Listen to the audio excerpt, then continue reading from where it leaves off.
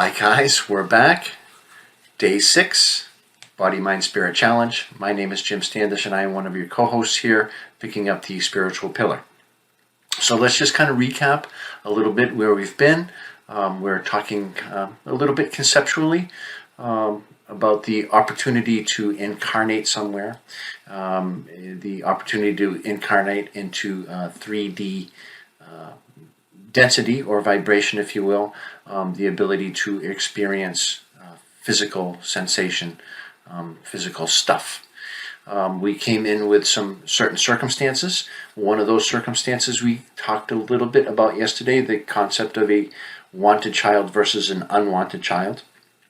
I can tell you that it has messed up some people in the past. I do seminars and I've even had parents say like, oh my God, my daughter was an unwanted child. And I don't want you to get hung up on that at all.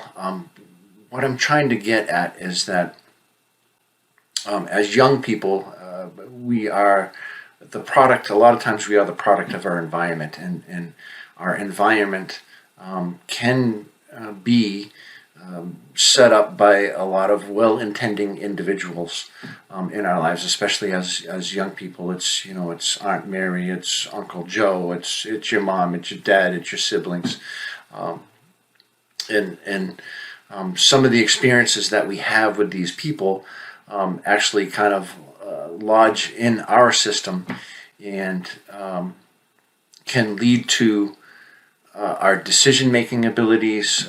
We become what is known as a natural child versus an adaptive child. We learn to adapt to our situation. All of this stuff we're going to get to. I'm just kind of laying a foundation, and I don't want you to get too hung up on this. We're taking little steps at a time, and we're going to come back to this, and there's a reason why I'm covering this. So let's put all that aside. Now let's say that we incarnated. Now, what is the first thing you do? You come out of the womb, somebody smacks you on your butt, and you go, right? And you take that first breath. Now, there's some schools of thought that say that breath, that first breath, is when the soul enters the body. I don't know if that is 100% true or not. I mean, sure, it makes sense. I think it also makes sense that there's an awful lot that leads up to that, right? I think there's a lot of setting the stage, if you will. So, aside from that, let's say that is the first chance that you had. You come in and that's the first thing you do is you take a breath. So many of us were not taught how to breathe. In Eastern cultures, in a lot of the shamanic traditions, Eastern philosophy, working with qi, with qigong, working with qi, which is energy. CHI is another word for energy. Breath is very, very, very important. In fact, it can be used to direct energy. And many of us are just not taught how to breathe. And we are going to be doing some breathing exercises. So what I really want to start with is just practicing breathing. And I know this sounds silly, right? Like, Jim, you don't need to teach me how to breathe, man. Now, if this is repeat information for you, I think that's fantastic. If you're a meditator, obviously you have learned some breathing exercises. My intention for this whole series is to make this accessible to everybody. Okay? So if you're a meditation master and you've got breathing down pat, fantastic. God bless you. You've done a lot of work to get there. Some of us haven't even given it a thought as to how we breathe, okay?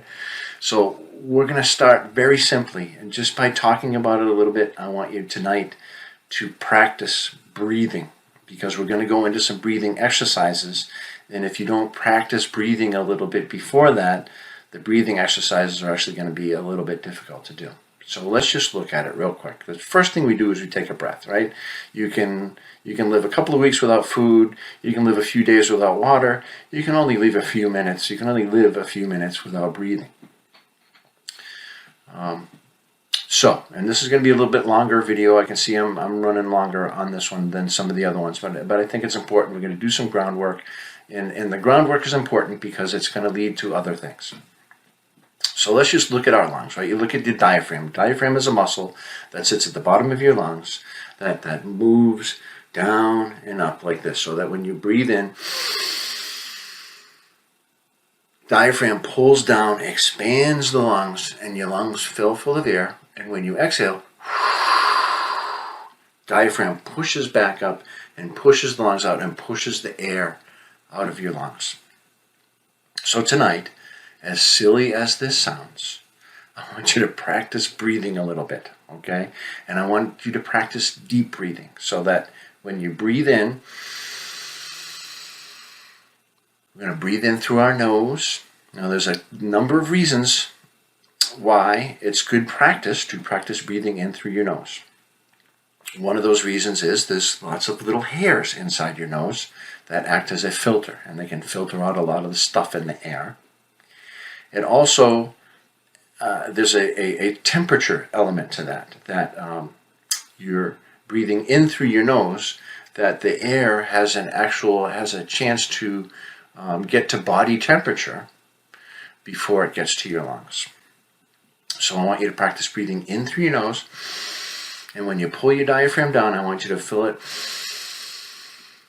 and fill your lungs as much as you possibly can.